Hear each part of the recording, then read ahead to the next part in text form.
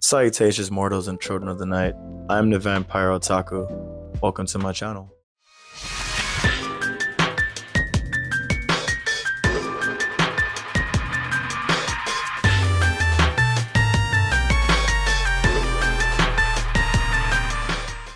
In this video, I want to talk about the last book that I read in 2023. It took me a while to get through this book, but it is a really good book and I enjoyed every chapter.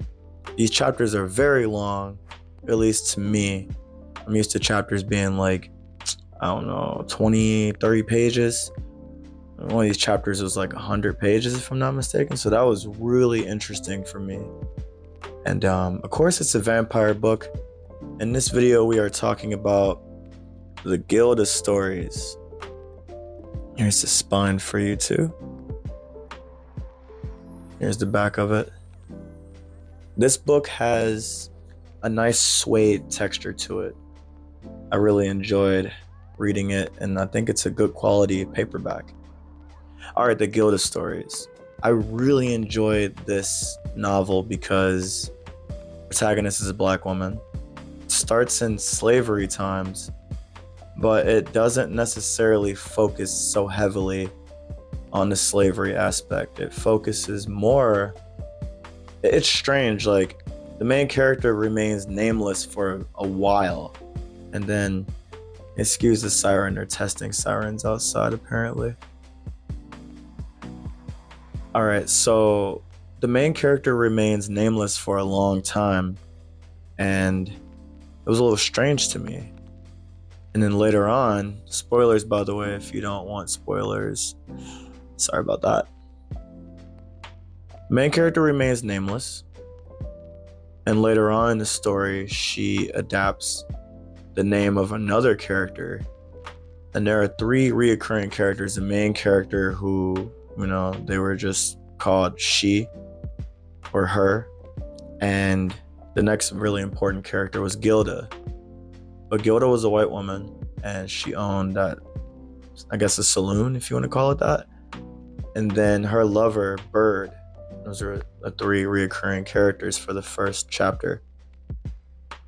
And later on, Gilda turns the girl into a vampire, but not fully. She started the process. In this story, the process, it takes like two people. It was really interesting. I guess you could do it on your own, but the way that Gilda did it, she did it in a way where she started it and someone else had to finish it. So Gilda turned her into a vampire, kind of, and then they call it the true death. Basically, Gilda took her own life.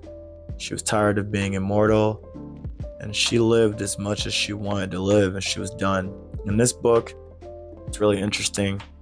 Vampires can't swim at all. The water takes them right down to the ocean floor, to the floor of whatever body of water it is. They're sinking, and that's the way that Gilda chose to go. In this story, also, if you have sand, I'm sorry. If you have soil, native soil from where you were born, that protects you from the sun and a few other things that can kill a vampire. It's like a defense buff. It's super interesting how they took Dracula lore and other lore and kind of spliced it in the story. It was really fun. Another thing that I like about this story, by the way, we're branching off. Every chapter is a different time period accelerated into the future. So it starts off in 18 something. Later you get to like the end of the 1800s, and then the early 1900s, 1950, 2020, and then in the future 2050, which is super fun. I'm getting ahead of myself. So Bird comes back. Bird is furious and hurt because she loved Gilda and she lost Gilda, and Gilda gave the girl her name. So now the girl is, calling herself Gilda, and she's also wanting to be referred to as Gilda because that was Gilda's last wishes. So Bird had been teaching Gilda how to speak properly, how to learn different languages, how to write different languages. and just really unironically carrying her under her wing. Gilda just felt really bad to be in between their lovers' quarrel and also losing her. But as a fledgling vampire, she was exploring all the new nuances of being an immortal. And Bird taught Gilda as much as she could, and then she had to leave because the experience of being around this Gilda 2.0 was too traumatic for her. So she left, and she said, you know, you might see me around later on in life. So Gilda's making a new meaning for her life and trying to figure out how she wants to live her immortal life. You know, she makes a few friends that are associates of the saloon and associates of Birds. They're the buffer of the loneliness and how difficult being a vampire is and being immortal can be. And they're also helping her learn new things as well. So that was really interesting. Another interesting aspect is how the vampires feed, or particularly Gilda and Bird. They have a psychic connection when they feed. They kind of alter the thoughts of their victim and give them images and give them dreams, and they could essentially affect their dreams. So if you have a person that's really depressed, Gilda sees it as a give and take. I'm taking your blood, but I'm going to give you some pleasant thoughts to aid you with your depression. Or if you're feeling like you just can't go on, or you're losing your motivation for the things that are important to you, the things that you're passionate about, Gilda can give those back. Or in one case, there was a character who was just not really living, just existing. And existing is okay, but the person had given up on all the things that made them happy, and they were just drinking all the time and doing drugs. Gilda put the purpose back in them and helped them remember what it was that made them feel like they were alive and not just living. And in exchange, she took a lot of blood from them. And that's kind of like how it plays off. Each chapter feels like a mini story. So the first chapter was her not being a slave anymore. Like, she runs away and kills a man that tries to do things with her against her will. She stabs him, and that was her only casualty really in this book. She really doesn't like to kill, which is super interesting for a vampire book. There's death in this book, but there isn't a lot of death, and there's no meaningless or pointless death. So again, the first chapter, you know, she's learning a new way of life beyond slavery. She's learning from Gilda, she's learning from Bird. She sees their affections and their connections, and she becomes a vampire, and that's basically the end of that part. And she's learning how to, you know, become a vampire. Chapter 2, you know, she's like, I wouldn't say a full-fledged vampire, but she knows what she's doing. She's strong, and it's still the 1800s, so it's kind of tough to be who you want to be and get away with it. Fast forward then, I think it's like 1920 or something like that, and she's really enjoying how things are becoming more modern. You know, there's lights instead of gaslit lamps. She's enjoying the way that time is progressing and the way that things are progressing around her.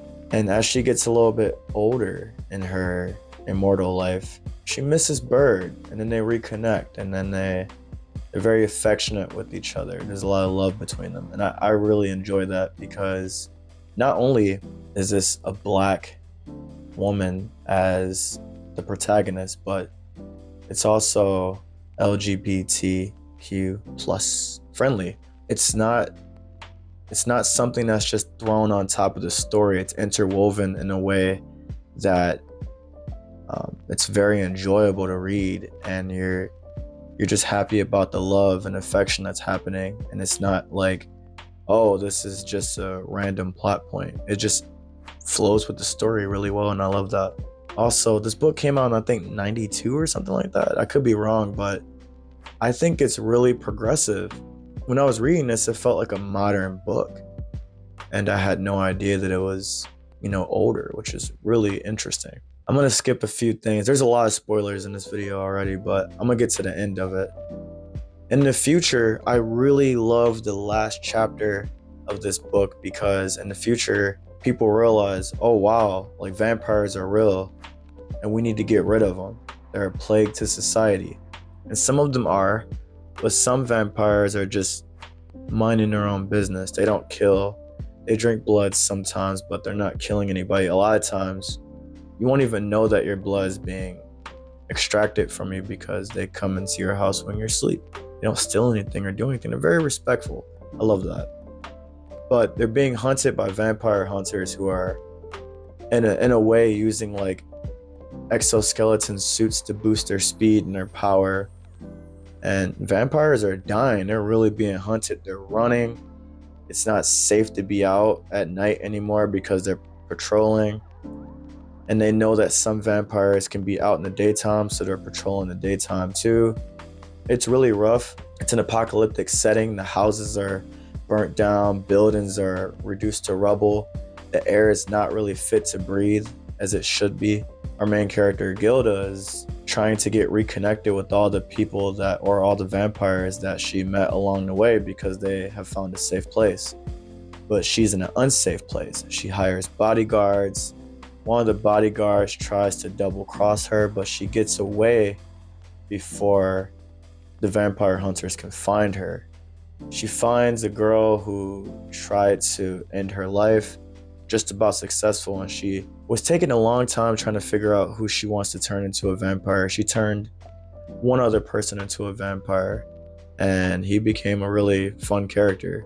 He doesn't get a lot of time in the story, but he gets enough to be fleshed out and to be enjoyed. She ends up turning this girl into a vampire to save her life. Later on in the last chapter, that girl ends up saving her life when she gets attacked by a vampire hunter. It's just so well written, especially towards the end, the fact that you saved someone's life just because you felt like it. It wasn't because you were lonely. It wasn't because you were obligated to. You just felt like it.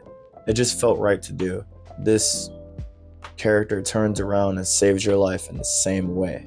And it was seamless. There was no, well, you did save my life, so I guess I'll help you out. It was just seamless. It was smooth transition. And it was kind of like happily ever after. They all meet up and connect. The ending was satisfying, but it just, this is like my gripe with the story. Towards the middle of the story, it starts to feel aimless. Like you're not really sure what Gilda wants. You're basically, as you're reading it, you're trying to figure out what she wants. And she's also trying to figure out what she wants.